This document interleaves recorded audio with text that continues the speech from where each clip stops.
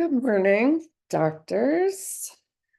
Hope you had a good weekend. I don't know if you were off or if you were working, but it's Monday and uh, just hoping for everybody, including myself, to have a great week. So I'm continuing my conversation about resilience building skills. And today I want to talk about looking at, recognizing, and trying to eliminate perfectionism in us because it is one of the things that's contributing to burnout and compassion fatigue. So I feel that perfectionism is a really common thing in our profession. I'm sure as it is in other high level professions. Certainly doctors, I'm sure, suffer with the same, pushing of themselves. Because clearly it's one of the traits that makes us so successful, makes us good veterinarians, but it's a double-edged sword. Our constant striving for this unattainable goal is one of the contributing factors to our high levels of burnout. And let me repeat myself, because you will never be perfect.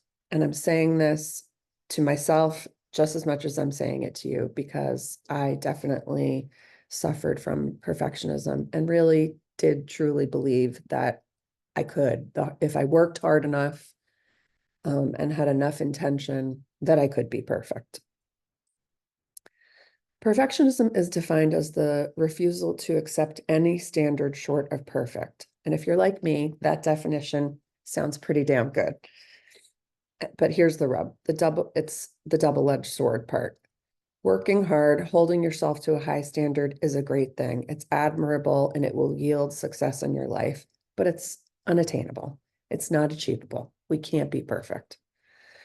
In fact, my tendency to push myself to greatness is how I came to be a veterinarian to begin with, how I built a very successful private practice, and how I did so all the while raising 3 children, becoming a yoga instructor, and among other things that I achieved. So for me, my tendency to push myself to be perfect motivated me and yielded really good results.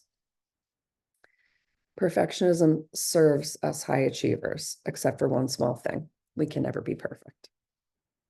So my brand of perfectionism showed up mostly in what I could carry and what I could accomplish. I just felt like, give me one more thing, I can handle it. I, had 1,000 things on my shoulders, and for a really long time, I did carry it all.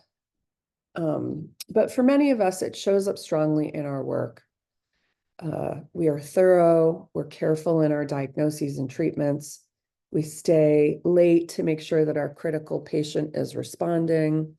Rather than hand a case over to a colleague on what should be our day off, we stop by, we check on our patients, we call in multiple times a day to check on them.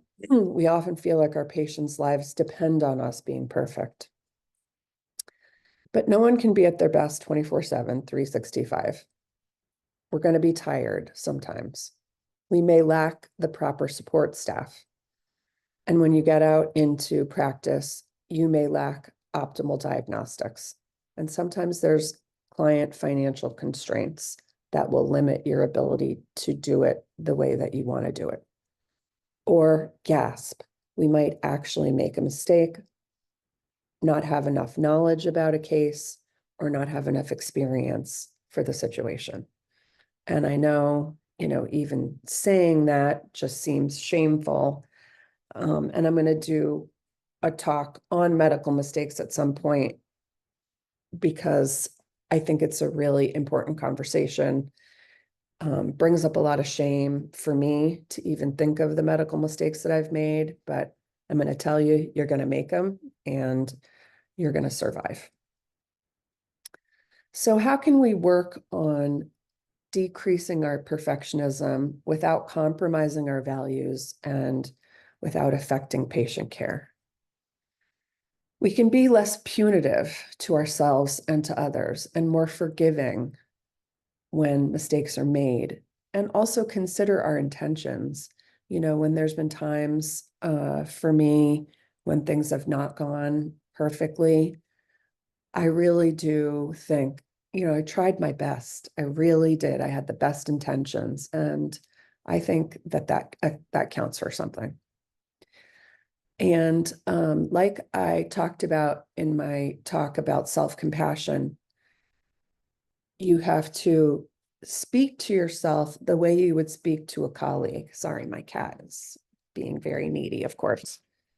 So if you had a really good friend that was a veterinarian and something happened, a mistake was made, or the case didn't go as you expected to go, or as they expected to go, how would you talk to a friend? You would probably say, hey, they brought you this, dying cat and expected you to bring it back to life, and they had no money, and you didn't have a tech overnight, when you get out into private practice, you did the best you could.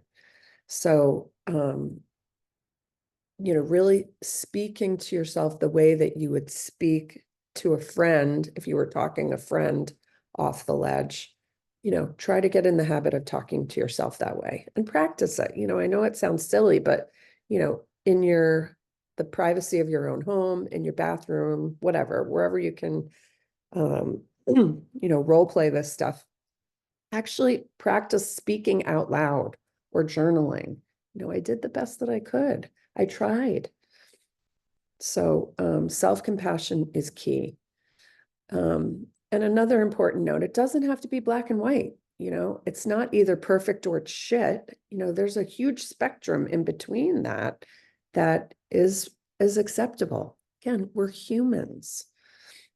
And going back to the self-compassion piece, if you were listening to my talk about self-compassion, there's 3 aspects of self-compassion: self-kindness, acknowledgement of our shared humanity. That means that we're not perfect and we make mistakes, and mindfulness, really being okay with what is.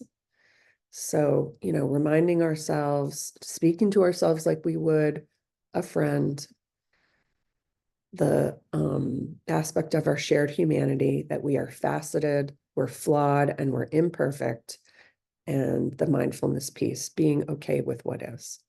So giving ourselves grace, compassion, and understanding.